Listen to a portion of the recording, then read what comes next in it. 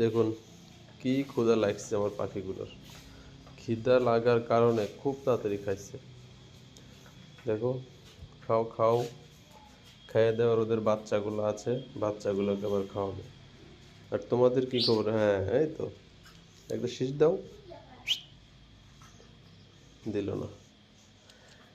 যাক, খাও, তাড়াতাড়ি করে খাও, বাচ্চাগুলোকে আবার খাওয়াও।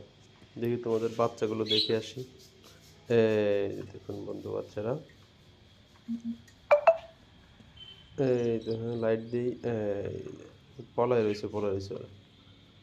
এই টুকটুকির দল, বের হও, বের হও, দেখি তো তোমরা কি করো।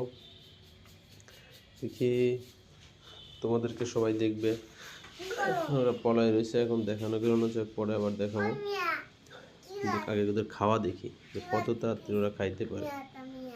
খাও খাও, হ্যাঁ মন ভরে খাও।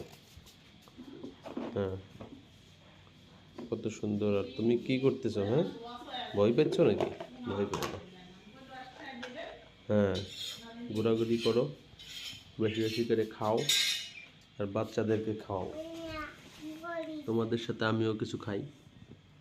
এখন তুমিও খাইতে লেগে গেলে। হ্যাঁ, আর ওই দেখুন আমার রানী, এটার নাম দিয়েছি সুন্দরী রানী, পায়ের জাতের বাজিগার সুন্দরী।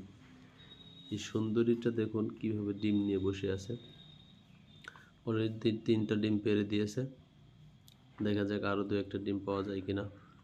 তো আশা আছে 5 থেকে 6টা ডিম পাবো। দেখুন বন্ধুরা, মিষ্টি এখন চলে আসলাম আমার কুমড়া বাগানে। কুমড়া বাগানেও ইনশাল্লাহ ভালো কুমড়া ধরছে। 15 দিন গাছগুলো হয়েছে, কয়েকদিন পরে কুমড়া ধরবে। কিন্তু গাছের গোড়ায় খোল দেওয়ার কারণে সাদা সাদা কেমন একটা ছত্রাক হয়েছে। একটু সার এগুলো একটু পানি দিতে হবে, বুঝতে পারছি। সারের অভাব বেড়ে উঠবে। এবং যাই হোক, আপনাদেরকে তো মরিচ গাছ দেখানো হলো না। দেখুন মরিচ গাছগুলো কত সুন্দর, মরিচ গাছে ফুল ধরছে। কয়েকদিনের মধ্যে মরিচ হবে। আর এদিকে উপরে দিয়ে দিয়েছিলাম করলা গাছ। করলা গাছের যে করলাগুলো, হ্যাঁ এই তো সুন্দর করলা, দেখতেই পাচ্ছেন কতগুলো করলা ধরছে খুব অল্প সময়ে। ধন্যবাদ বন্ধুরা।